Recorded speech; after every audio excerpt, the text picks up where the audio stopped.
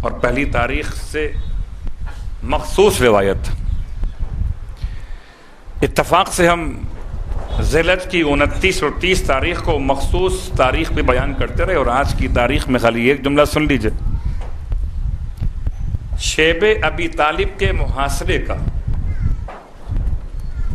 آغاز ہوا ہے محرم کی پہلی تاریخ سے۔ یہ پورا خانوادہ رسالت معاب ایک پہاڑ کی گھاٹی میں اپنے آپ کو محصور کرنے پہ مجبور ہوا محرم کی پہلی تاریخ سے، اور وہی کیفیت تھی کہ جتنا خوراک کا سامان سب ختم ہو گیا، اور ایسے وقت بھی آیا کہ بچے بھوک سے بلبلاتے تھے۔ یہی محرم کی پہلی تاریخ قصر بنی مقاتل پر امام کا کاروان پہنچا، محرم کی پہلی تاریخ، اور امام علیہ السلام کا کاروان 2 محرم کو کربلا میں وارد ہوا۔ منزل شراف سے آگے بڑھے تھے، منزل ذو حسم پر امام کی ملاقات۔ منزل شراف سے جب آگے بڑھ رہے تو امام نے ارشاد فرمایا تھا اپنے جوانوں سے کہ جتنا پانی بھر سکتے ہو بھر لو۔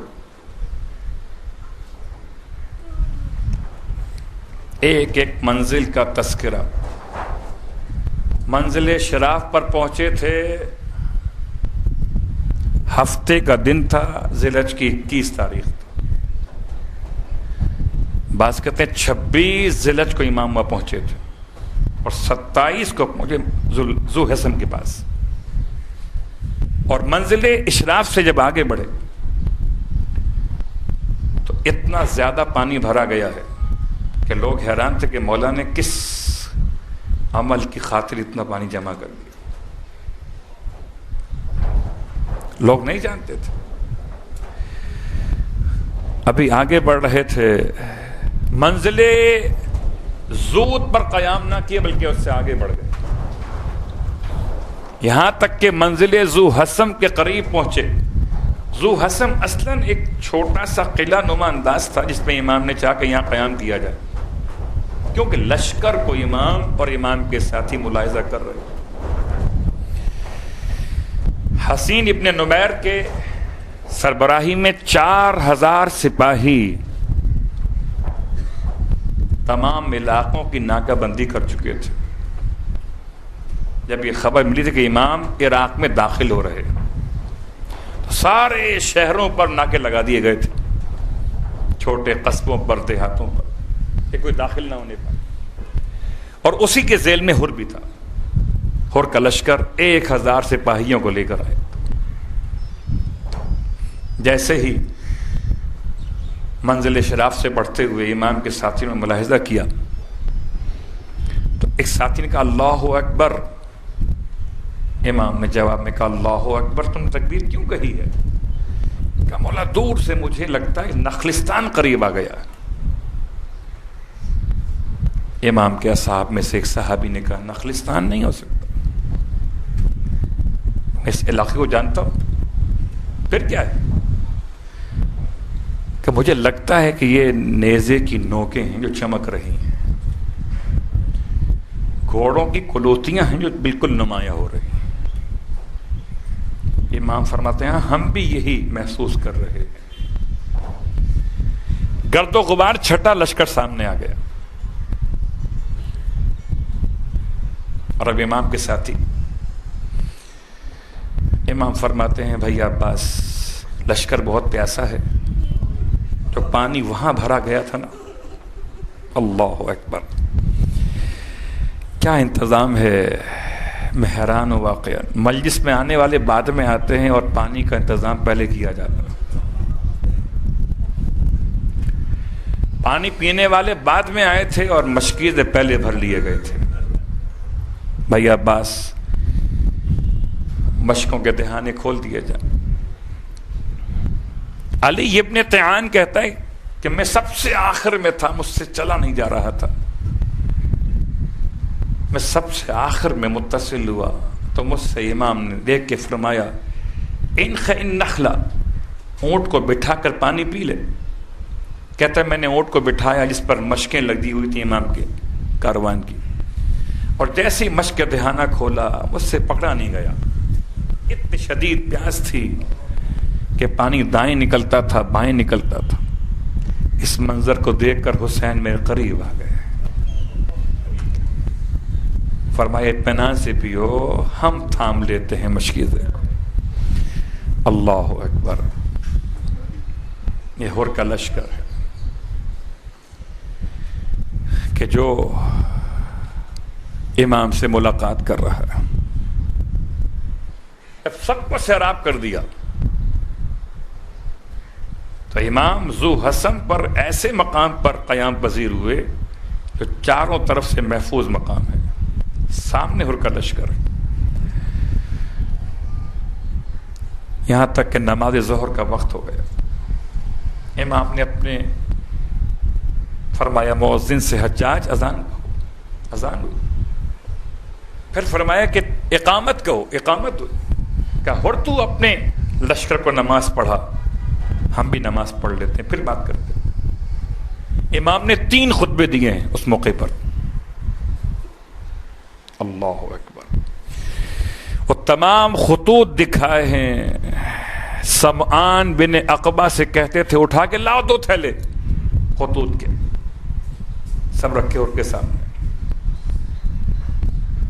اور کہتا ہے مجھے تو اتنا حکم ملا ہے کہ میں آپ کو یہاں سے کہیں اور جانے نہ دوں. تب امام نے فرمایا تھا اور کیا کرتا ہے؟ تیری ماں تیرے ماتم میں بیٹھے.